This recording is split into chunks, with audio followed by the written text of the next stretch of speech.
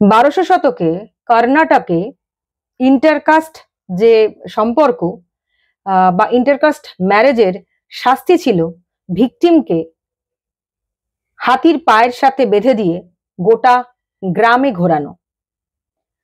নমস্কার, আমার নাম নবনীতা ভট্টাচার্য আর আপনারা দেখছেন আমার চ্যানেল বক্রমবাজ।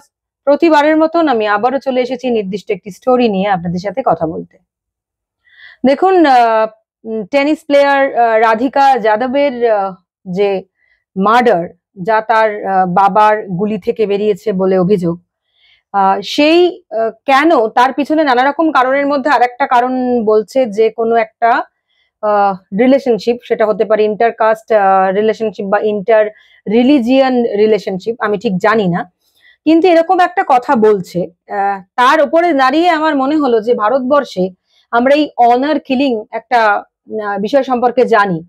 এই ধরনের নানা রকম সিনেমাও বানানো হয়েছে, যা আমাদের NH13 বলে একটি সিনেমা, যেখানে আনুষ্কা শর্মা অভিনয় করেছিল, এবং সেখানে কিভাবে অনার কিলিং দেখে ফেলার পরে যারা দেখে ফেলে সেই কাপলকে কিভাবে ট্রেস করা হয় এবং মার্ডার করা হয় এবং কিভাবে তারা সেখান থেকে পালায়। সেটার থেকেও বড় কথা ছিল যে ভারতবর্ষে অনার কিলিং একটা বিষয়। এবার ভারতবর্ষে অনার কিলিং কেন হয়, ভারতবর্ষে অনার কিলিং কেন হয়, কোথায় কোথায় হয়, দেখুন, ন্যাশনাল ক্রাইম রেকর্ড ব্যুরোর কিছু তথ্য আর আমাদের যে নিউ যে ইন্ডিয়ান এক্সপ্রেসের একটি আর্টিকেল, এই জায়গা থেকে আমি কিছু তথ্য সংগ্রহ করছি, কারণ অনার কিলিং নিয়ে আমার আপনাদের সাথে কথা বলার ছিল। সেই কারণেই আমি এই সম্পর্কে কিছু ইনফরমেশন কালেক্ট করেছি এবং ওই ন্যাশনাল ক্রাইম রেকর্ড ব্যুরো এবং দ্য নিউ ইন্ডিয়ান এক্সপ্রেসের ডিজিটাল আর্টিকেল থেকে আমি তার লিঙ্ক এখানে দিয়ে দেবো। আমি যে তথ্যগুলি পেয়েছি সেগুলো আমি আপনাদের সামনে তুলে ধরার চেষ্টা করব। বলছে যে এই যে অনার কিলিং, এই অনার কিলিং ইন্টারকাস্ট ম্যারেজের ক্ষেত্রে হয়। মানে ধরুন ইন্টারকাস্ট ম্যারেজ বা ইন্টারকাস্ট রিলেশনশিপ, যেমন মনে হচ্ছে আমরা ধরুন হিন্দু কিন্তু ব্রাহ্মণ যদি কেউ হয়, তাহলে সে যদি তার অন্য জাতের ক্ষত্রিয়, বৈশ্য, শূদ্র এরকম জাতের যদি মানুষকে বিয়ে করে বা সম্পর্কে থাকে, তাহলে সেটা ইন্টারকাস্ট ম্যারেজ বা ইন্টারকাস্ট রিলেশনশিপ বলা হয়।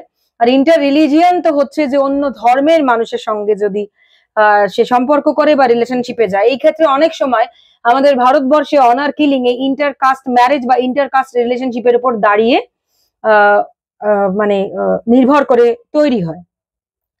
এবার এই যে অনার কিলিং, এই অনার কিলিং কেন হয়? অনার কিলিং হচ্ছে একটা বলছে যে পুরুষতান্ত্রিক যে চিন্তা ভাবনা সেখান থেকে আসে, পুরুষতান্ত্রিক সমাজের যে চিন্তা ভাবনা সেখান থেকে এই কনসেপ্টটা তৈরি হয়। এবং ওই তো জাত্যাভিমান, জাতির যে অভিমান, জাতির যে পিওরিটি, জাত টাকে, ওই জাতের নামে বজ্জাতি বেসিক্যালি, এইটাকে মেনটেন করার জন্য অনার কিলিং হয়। এবং অনেক সময় পরিবার থেকে অনার কিলিং হয় এবং পরিবারই এটাকে প্রমোট করে। অন্য পরিবারের লোকেরা যেটা করে হচ্ছে যে সেটাকে বাইরে নিয়ে আসে না, সেটাকে চাপা দেওয়ার চেষ্টা করে এবং এটাকে আমরা মার্ডার হিসেবে আইডেন্টিফাই করি। মানে অনার কিলিং এর অ্যাজ সাচ কোনো সেই ধরনের আইন নেই। এই আইন মানে অনার কিলিং এর আইনটা ডিপেন্ড করে থাকে article 14, 15, article 19, article 21, right two freedom, right to life, এগুলোর উপর ডিপেন্ড করে থাকে। কিন্তু অনার কিলিংটা আটকানোর জন্য সব থেকে জরুরি হচ্ছে চেতনা, সচেতনতা। পুরুষতান্ত্রিক সমাজে এইটা একটা বড় ব্যাপার যে সেখান থেকে এই অনার কিলিং এর জন্ম হয়। জাত্যাভিমান, এই যে ব্রাহ্মণ্যবাদ ধরুন, বা এই যে ক্ষত্রিয়, বৈশ্য, এইভাবে বা শূদ্র, এই যে বিভিন্ন জাতের মধ্যে, হিন্দুদের মধ্যে এই যে বিভিন্ন জাতের মধ্যে যখন বিবাহ হয়, তখন মনে হয়, মানে বলে যারা মনে করছে, যারা অনার কিলিং, তারা মনে করে যে এখানে সমাজ কি বলবে, বা তাতে পরিবারের সম্মানহানি হবে, বা তাতে যে জাত রয়েছে তার মধ্যে তার যদি মানে ব্রাহ্মণের সঙ্গে ব্রাহ্মণের বিয়ে, দাসের সঙ্গে দাসের বিয়ে, বিষয়টা এরকম ইন্টারকাস্ট ম্যারেজ বা ইন্টারকাস্ট রিলেশনশিপ, এই সময় কিন্তু অনেকে সেটাতে অনার কিলিং এর শিকার হয়। এবং অনার কিলিং এর শিকার বেশিরভাগ ক্ষেত্রে মেয়েরা শিকার হয়, কিন্তু ছেলে বা লোক এরাও কিন্তু অনার কিলিং এর শিকার হয়। তবে সব থেকে বেশি যারা ভিকটিম হয় তারা হচ্ছে মহিলারা। এছাড়াও অনার কিলিং এর শিকার হয় মূলত কোয়ার, মানে কোয়ারের মানুষ, কোয়ার জেন্ডারের মানুষ, বা লেসবিয়ান বা বাইসেক্সুয়াল, ট্রান্সজেন্ডার, এরা মূলত এই অনার কিলিং এর শিকার হয়। ওই যে ওই যে লোকে কি বলবে, বা আমার একটা পুরুষতান্ত্রিক চিন্তা ভাবনা আছে, বা আমার পরিবারের একটা সম্মান আছে, ডিগনিটি, আর যেটা রিসার্চে বলছে সেটা হচ্ছে ডিগনিটি আর হচ্ছে অনার, এই দুটোর জন্য অনার কিলিংটা হয়। এবং অনার কিলিং এর ক্ষেত্রে সেটাকে খুব অনার হিসেবে, মানে সম্মান বাঁচানোর তাগিদ হিসেবেও মানুষ ভাবে, এবং সেটাকে নিয়ে একটা প্রাইড ফিল করাও রয়েছে। ওই একদমই যে সেটার জন্য চেতনার দরকার আছে, আমাদের আলোচনার দরকার আছে, অ্যাওয়ারনেসের দরকার আছে। কিন্তু কোথায় কোথায় কোন কোন রাজ্যে এইগুলি সাধারণত বেশি হয়?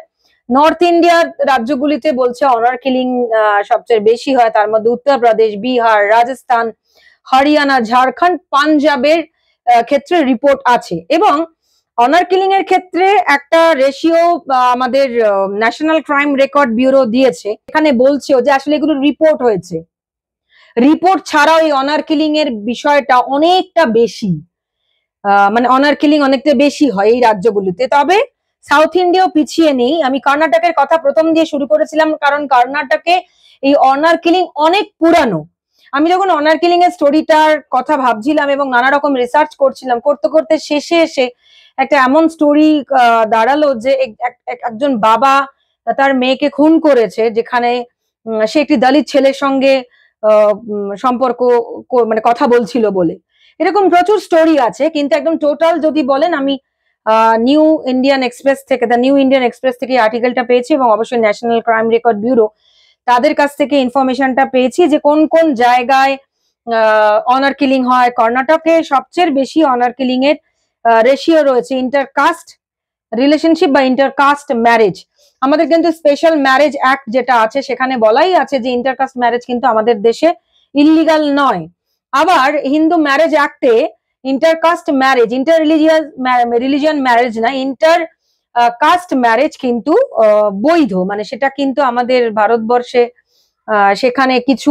সেখানে এমন কোনো পাবন্দিয়া নেই যে তুমি ম্যারেজ বিবাহ করতে পারো না। আর দুজন, আর আমাদের সংবিধানে যেখানে আর্টিকেল 14, 15 বলুন বা আর্টিকেল 19, 21 বলুন, বেঁচে থাকার অধিকার, স্বাধীনতার অধিকার, এইগুলো তো কখনো যখন অনার কিলিং হলে এইগুলো সাংবিধানিক ভাবে এইগুলোর হচ্ছে মিসইউজ হচ্ছে, মানে একজন মানুষের হিউম্যানিটেরিয়ান গ্রাউন্ড নষ্ট হচ্ছে, মানে হিউম্যানিটি খর্ব হচ্ছে। কিন্তু ওই যে চেতনার অভাব, সচেতনতার অভাব, আসলে লোকে কি বলবে, জাত্যাভিমান, পুরুষতান্ত্রিক সমাজের এটা ফসল অনার কিলিং এটাকে বলছে। মানে অনেকগুলি কারণের মধ্যে পুরুষতান্ত্রিক সমাজ, যে পুরুষতান্ত্রিক চিন্তা ভাবনার সমাজে তার প্রভাবটাকেও কিন্তু এটার একটা বড় কারণ বলে অনার কিলিং কে আইডেন্টিফাই করছে। এই যে টেনিস প্লেয়ারের, আচ্ছা, সুপ্রিম কোর্টের একটা কথা আমি 2006 আমি আপনাদের তুলে ধরছি, বলছে যে quote unquote, we sometimes heard of honor killing of such persons who undergo intercaste or interreligious marriages of their own free will. There is nothing honorable in such killings, and in fact they are nothing but barbaric and shameful acts of murder committed by brutal feudal minded persons who deserve harsh punishment. Full stop. Only in this way can we stop out such acts of barbarism. মানে এটা একটা জঘন্য, কুৎসিত, নৃশংস, মানে ভয়ঙ্কর একটা আচরণ বলছে সমাজের ক্ষেত্রে। কিন্তু এই অনার কিলিং এ আমরা যারা করে তারা প্রাইড ফিল করে, যে করে পরিবারের দ্বারাই কিন্তু অনার কিলিং সংগঠিত হয়, ফলে যে করছে তার এগেইনস্টে কোনো কমপ্লেন হয় না, এবং পরিবারের যারা অন্যরা রয়েছে, যারা এক্সটেন্ডেড ফ্যামিলি, তারাও কিন্তু এটা নিয়ে কোনো কমপ্লেন করে না। তারাও কিন্তু এই অনার কিলিংটাকে প্রাইড বলে মনে করে, জাত্যাভিমান বলে মনে করে, প্রাইড বলে মনে করে, ডিগনিটি এবং অনার বলে মনে করে। আমি এই স্টোরিটা করলাম এই কারণে যে ভারতবর্ষে স্বাধীনতার এতগুলো বছর পরেও অনার কিলিং এই শব্দটা ব্যবহার করে কোনো আইন নেই। অ্যাকচুয়ালি অনার কিলিং কে মার্ডার, হিনিয়াস ক্রাইম হিসেবে ধরা হয়, ক্রাইম বলে ধরা হয়। কিন্তু অনার কিলিং এ মাথায় রাখতে হবে খুব ইনোসেন্ট মানুষকে কিন্তু খুন করা হচ্ছে। দুজন মানুষ ভালোবেসে, দুজন অ্যাডাল্ট মানুষ ভালোবেসে একে অপরের সঙ্গে সম্পর্কে যায় এবং তারপরে বিয়ের কথা ভাবে।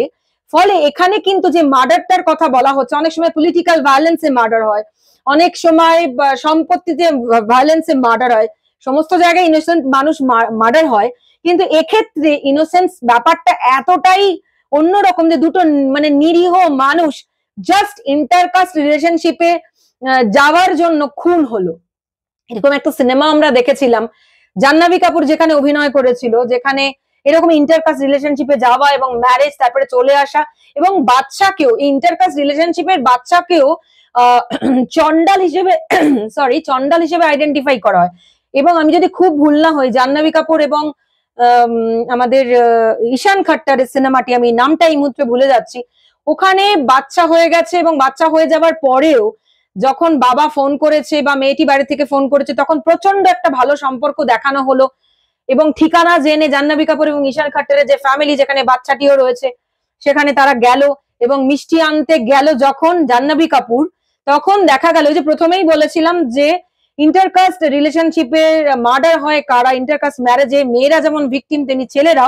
দেখা গেল লাস্ট যে শটটা, সেখানে ছিল জাহ্নবী কাপুর যখন বাড়ি ফিরছে, যেখানে তার আনন্দে ফিরছে, যে বাবা রয়েছে, মা, তার হাজবেন্ড রয়েছে, তার সন্তান রয়েছে, জাস্ট জাহ্নবী কাপুর যখন বাড়িতে ঢুকছে তখন জাস্ট ওপর থেকে বাচ্চাটিকে এবং তার হাজবেন্ডকে মানে ঈশান খট্টারকে নিচে ফেলে দেওয়া হলো, মানে মারা গেল তারা, ব্লাড দেখালো চারিদিকে। এবং এই যে এইটা কিন্তু আমাদের দেশে আছে বলে এখন এই ধরনের সিনেমার মাধ্যমে এই অ্যাওয়ারনেস ক্রিয়েট করা হয় যে এই যে কে বলবে কি বলবে, জাত্যাভিমান, আসলে এই যে বারবার বলছে যে একটা পুরুষতান্ত্রিক চিন্তা ভাবনা, পুরুষতান্ত্রিক সমাজের এটা চিন্তা ভাবনা।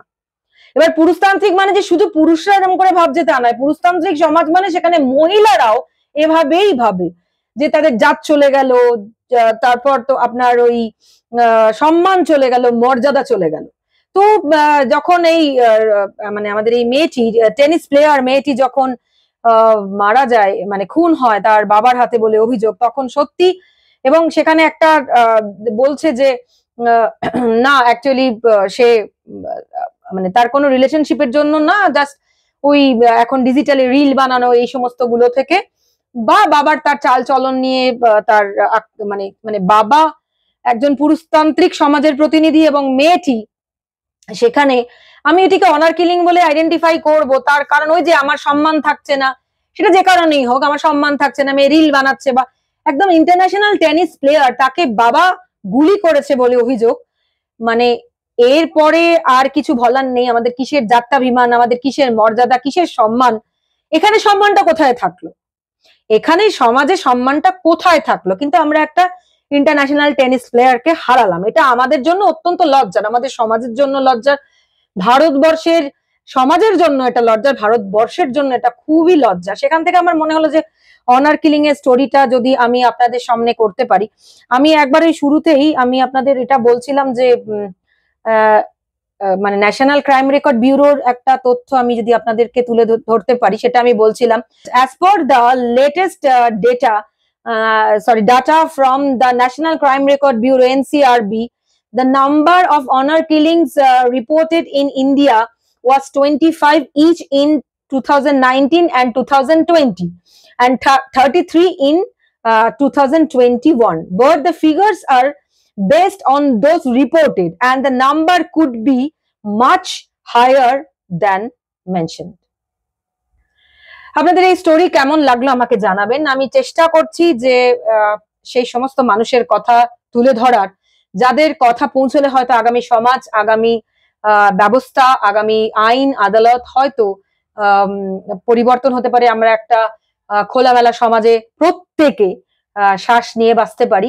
কারণ আপনারা জানেন যে ইন্টারকাস্ট এই যে honour killing, intercaste marriage, intercaste রিলেশনশিপের ক্ষেত্রে অনার কিলিং এর মধ্যে মেয়ে ছেলে লোক যেমন আছে তেমন আছে কোয়ার মানুষ, লেসবিয়ান মানুষ, বাইসেক্সুয়াল মানুষ বা ট্রান্সজেন্ডার মানুষেরাও। যাই হোক, আপনাদের এই স্টোরি কেমন লাগছে জানাবেন। আমি সম্পূর্ণ স্বাধীনভাবে এবং সম্পূর্ণ নিরপেক্ষভাবে এবং সম্পূর্ণভাবে গণতন্ত্রের স্বার্থে এবং সম্পূর্ণভাবে সাংবাদিক সত্তার স্বার্থে এবং সাংবাদিকতার স্বার্থে এই স্টোরিগুলি করার চেষ্টা করি। আপনাদের কেমন লাগলো জানাবেন।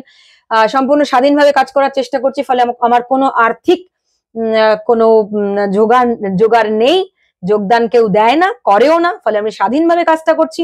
একমাত্র আপনাদের ভালো লাগলে, একমাত্র আপনারাই যদি আমাকে আর্থিক সাহায্য করেন, তাহলেই একমাত্র আমার এই স্টোরিগুলি করে আমি কিছু মানে চ্যানেলটিকে চালিয়ে নিয়ে যেতে পারবো, বা আমার সার্ভাইভ করা অনেক বেশি ইজি হয়ে যাবে। যে যেরকম পারেন সাহায্য করবেন। আমি আগামী দিনে আরো, এবং যদি আপনাদের ভালো লাগে অবশ্যই, এবং আগামী দিনে আমি আরো মানে ব্যাপ্তির সাথে কাজ করার চেষ্টা করছি। আমার অবশ্যই টার্গেট আছে যে আমাদের 2026 ওয়েস্ট বেঙ্গলে বিধানসভা নির্বাচন, আমার ইচ্ছা আছে জেলাগুলি ঘুরে ঘুরে বিভিন্ন মানুষের কথা আপনাদের সামনে তুলে ধরবো, কিন্তু তার জন্য একটা মিনিমাম অর্থের সংকুলান দরকার।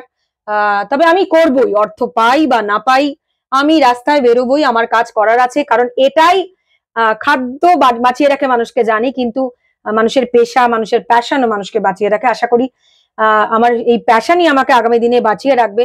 আমি জানি হয়তো খুব পারফেক্ট ওয়েতে আমি কাজ করতে পারছি না, কিন্তু এই প্রমিস আমি আপনাদেরকে করছি যে আগামীতে আরো বেশি করে তথ্য নির্ভর, এবং আরো বেশি করে সেই সব মানুষের কথা তাদের মুখ থেকে তুলে আনার চেষ্টা করবে। এই মানে এই কি বলবো, এই প্রমিস আমি আপনাদের কাছে করছি। যাই হোক, ভালো থাকবেন, নতুন কোনো স্টোরি নিয়ে আবার দেখা।